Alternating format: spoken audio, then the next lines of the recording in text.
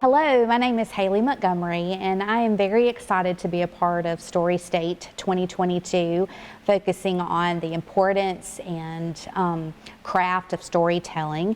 I am a graphic designer and watercolor painter and block printer. I've been a creative and worked in the industry for almost 30 years, but I guess my relationship with storytelling really began back in Noxubee County. I grew up in West Point, Mississippi, but my grandparents lived in Noxubee County, and I spent most weekends and most school holidays on their farm outside of Macon, Mississippi.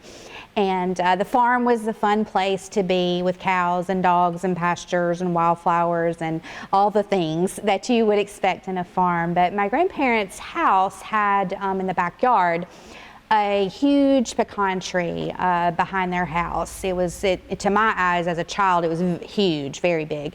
And the trunk was about 3 feet wide, and the canopy was large, and it was on the western side of the house. And so in the afternoon on Saturdays, it was a great shelter from obviously the Mississippi heat and the sun. And that was where our family gathered in the afternoon, late afternoon, as the sun was going down. And so, like you do in Mississippi, we just began to talk and discuss, and storytelling began. And those are my earliest memories of sort of the path of storytelling. And so usually it began, as you would expect, along the lines of who you saw at Flora's Grocery that afternoon in town, and went on from there, of course, what they said. And then somehow 15 minutes later, you find yourself back in the 1950s for some reason, you know, with someone's high school prom, and maybe then the cow who got stuck in the railing in the barn, and then you're, you know, off to the Beagle with the best rabbit nose there ever was, and then you get to that time when your dad caught the truck on fire, and all of these different cool moments that are strung together in one thread. And I love that. That was my favorite part of the whole weekend. Every weekend, I think we hit the same highlights every Saturday, and I wanted to live in that moment. I wanted those stories to continue, but stories being what they are, sometimes the lulls in conversation got a little bit longer and then longer, and during those moments, I would interject as a child and say, "Tell me another story. I want another story." And of course, as soon as you say that, everybody gets collective amnesia. You know, suddenly when you ask for another story, then nobody can remember one, and I can't remember, and I don't have another story. And then eventually an adult starts talking about the news of the day, and you've moved on from the storytelling episode. So those were my experiences every weekend, and I guess those experiences under the pecan tree really signify for me, or encompass, what I love most about storytelling, and that really is their fluid nature. You know, how one story leads to the next with no rhyme or reason. Sometimes they seem to move seamlessly, and then sometimes randomly, but yet once you look at all the stories and hear all the stories and experience those stories, you can see a common thread. And that was my favorite part. But of course, if I'm honest, and most of us who are creatives will recognize that those experiences under the pecan tree also kind of maybe represent one of the challenges, or sometimes most frustrating part of working in storytelling and having storytelling be your job. And that is, just like my grandmother, storytelling on demand is hard. It's really hard. And just like my grandmother, who developed amnesia when I asked for a story, sometimes when we're faced with day in and day out working in storytelling and producing product for the public to enjoy, we get sort of this deer in the headlights feeling. And it feels like we're bucking really the very nature of the beast. This meandering and wonderful flow of a story slams right into all those pesky details, the deadlines, the budgets, the client feedback, the technology mishaps, the need for, you know, illustrations and infographics and social media posts and all those different things that go into bringing a story to life and presenting it to the public. So those wonderful things about storytelling sort of collide with all these different realities. And it's challenging for those of us who work in storytelling, whether you're a designer like me, or whether you're a songwriter, or a communicator, a marketer, a sculptor, anyone who works in the arts field and creative field, and certainly anything related to communication. It can be challenging to create stories on demand day after day after day. So I started thinking about that, and how do we keep ourselves fresh? How do we keep that creative spark alive, and how do we hone our own creative voices?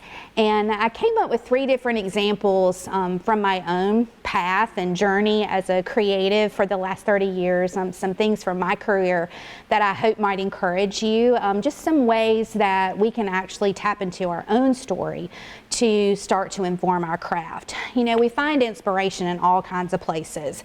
What we see, what we read, what we hear, what we listen to, even the stories themselves provide inspiration. But as creatives, I think we all know that we can only derive so much inspiration externally from external sources. At some point, we have to begin to look within, and we start to look into that deep well of our own experiences and connections, and allow those to hopefully inform what we're doing and begin to, you know, sort of fan that flame of creative energy and excitement for our storytelling. And so just 3 brief examples I'll share, and I hope they're an encouragement to you. The first way that in my life I have been able to sort of tap into some of my own story is really through curiosity.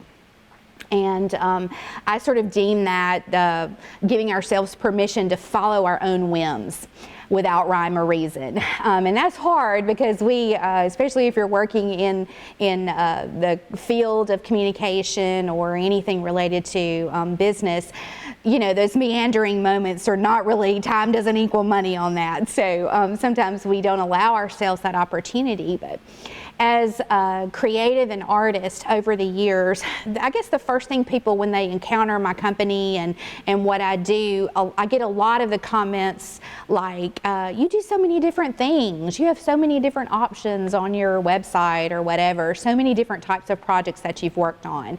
And for years, I've really been an experimenter in terms of what type of medium that I use, what kind of thing I'm interested in. I've worked in acrylic or watercolor or block printing or website development or social media or graphic design. I even had a bookmaking period for a while, or jewelry, just all kinds of creative pursuits. And as a younger designer, as I was sort of coming into my career, I would have this voice inside my head that, you know, almost was scolding and said, pick a direction and go with it, you know, make a decision. You're so flighty, you're flaky, you don't make a decision. And somehow in my mind, that sort of equated with, you're not serious about your craft, or you're not serious about your work as a creative. And oddly enough, during that time period, a friend of mine had written an article, and I read it, and it was about creative pursuits, and it sort of took the different perspective of how creatives are curious, as I mentioned, and how that, you know, really leads them to explore and try new things. And I began to tell a different story to myself in my head and sort of turn that around to where curiosity could be a strength. And really an opportunity to spread your wings and advance your craft, so to speak, and giving ourselves permission to fail and fail better. And I had plenty of moments of falling on your face with, you know, lots of experimental things. But one example of how that's impacted my business is through block printing itself. And the craft of block printing, I'd never had any training with it. I was just inspired by different artists that I'd seen and wanted to try it. And so I took some time to experiment with materials and process and all those different things. And it actually has turned into kind of a component of my business and a set of products that I offer. And some of my best-selling items are block printed pieces. And so that curiosity really led me to a path of expanding my creative voice and coming up with a new way to express, what I was interested in doing and the stories I was interested in telling. So that curiosity as designers or creatives, whatever field we're in, that gives us the opportunity to spread our wings and, hone into what we're really interested in and expand some of the offerings that we have to bring to our storytelling. So a second example from my career really lies in sort of how we approach our own passions and those issues and causes that really light our fire. It's the things my children would say, "Mommy, don't rant." Whatever that's about, those passions that you already have, you're already sort of worked up about and interested in. Those are areas where I think we can tap into our own story and our own interest to sort of guide, how we work with storytelling. An example of that for me in my career, my passion has been public education. And I've always felt that public schools were really the story of my life. They sort of dictated some of my trajectory over the years. My parents were both educators, and I was actually born in 1969, just a few months before Mississippi went sort of kicking and screaming into the full racial integration of public schools. And so my mom had planned to stay at home with me and be a stay-at-home mom, and so she sort of had an idea of how I was going to be raised. And in February of 1970, when it really hit full on, the integration part of our schools, my dad came home from school one day and said, "I got you a job," to my mom. And so she said, "Well, I thought I was going to stay home with this baby." And the rest is history on that. There was a teacher shortage because of integration, and they were doing two schedules at school, and so they needed teachers. And so my mom went back to work and taught in the integrated schools. And so that, for me, it changed as a baby even, how I was raised, basically, because instead of being raised by a stay-at-home mom and dad who went to work, I was raised by two working parents. And they worked in public schools, so my whole life was spent, understanding how public schools work and the good of that and the challenges of that. And it really turned into a desire to support and advocate for public schools. And so when I started my business, I started to seek out, opportunities in that area, clients or projects to work with. And it's been very gratifying because of that passion and that connection with my own story. I could take that passion and bring it to a client project, or it could lead me to ask the right questions to the right people or volunteer in certain areas to have the opportunity to be a part of telling a story that really tapped into a cause or an issue that was important to me. This past year, I felt like it was really kind of a full circle on that. I work with the Starkville School District, and they celebrated the 50th year of the integration of Starkville High School. And I had the opportunity to work with them in telling some of that story through some videos and some graphics and some writing and stories and different things like that. And so I almost felt like I sort of started at a point of integration and then got to come and tell the story 50 years later also on that. And that was really exciting to me. So I just found in my career that being able to tap into that is a great way to sort of magnify something that's interesting to you and hone your craft and create the opportunity to work on things that you enjoy. And I guess the last example that I will share about how to tap into your own story is this sort of tendency that we have to separate our emotions from business and say, "Oh, well, those don't mix." And I think we know as creatives that that's not always the case. As when we work in a creative field, our creative spark and our workflow is so often just tied back to our emotions. And one way that I have seen in my own career of how to sort of regenerate that fire is to allow myself to tap into some of those deep emotions and those deep, maybe even challenging experiences that happen in our lives. We have in Mississippi the greatest example probably of all of something like that in the genre of the blues, because that whole genre and all the wonderful sounds and innovation that have come out of that genre came from hardship. So in my life, in 2012, I lost my husband. He passed away, and so I became a widow. My business was about 2 years old at the time, so really young. My children were 4 and 5 and 7, also really young.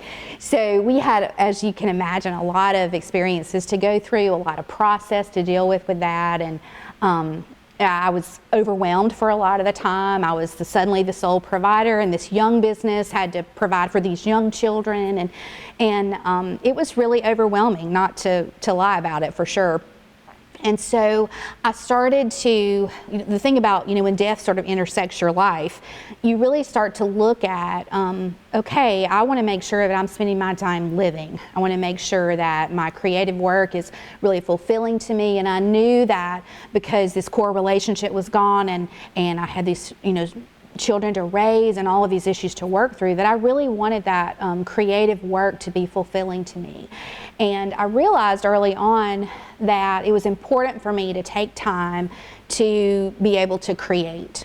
Whatever type of project work I was doing, I needed to make sure that I had some opportunity to create, to build in that time to actually work with my hands, to provide that encouragement and that sort of solace to me. And so at that time, I began to just do this discipline of daily painting, basically in watercolor. And I would take quotes that I'd looked at, or things that I'd read, or something I'd seen that interests me outside, and I would just, paint without any thought necessarily of making it into a product, but just painting to get it out. It sort of slowed my brain down. It gave me the opportunity to output something and be creative with something with no pressure attached to it. And it just began that discipline. And as a part of that, as you know, during that time, or I'm still raising my children, but when they were little, and I was a newly single mom, it was stressful, and my biggest concern was, I just want to raise my children right. I want them to have everything that they need, and it's challenging when you're going through all of these family issues and the grief process. And so part of that daily painting, I just started this series called Letters to My Daughter. And I would basically paint a message to my daughter or one of my 2 sons every day. And it was something that I used to direct myself, give myself a goal each day to paint something, but also it was something that allowed me to almost talk to myself, the things that I was talking to my daughter and telling her, or to one of my sons in many ways, whether it was, "You've got this," or "I'm proud of you," or "Be yourself," all those different things. In a way, I was sort of telling them to myself and saying, "You've got this. This rocked your world. This is a change in your life, and you're in a process with this, but you've got it. You can do it." And that really turned out to be a super gratifying experience for me. But by tapping into that grief really and allowing myself to sort of start these habits based out of that, it really changed a lot of how I approach my projects now, and I still is felt today. It changed a lot about how I meld images and words together, and the importance I place on both of those as part of telling the story. And then, of course, a lot of those things over the years have become part of my products. I might sell prints or different things like that. And so those are, just something that's really turned into a really positive and powerful thing for my business and for how I approach creative projects. So I'm thankful for you all to listen and watch today and give a little time to what I've been sharing. And I hope that by hearing a little bit about my creative process and how I've tapped into some of my own personal stories to impact my craft, I hope that you're encouraged to do the same, and that you can go on and feel encouraged and inspired in telling your own stories. Thank you.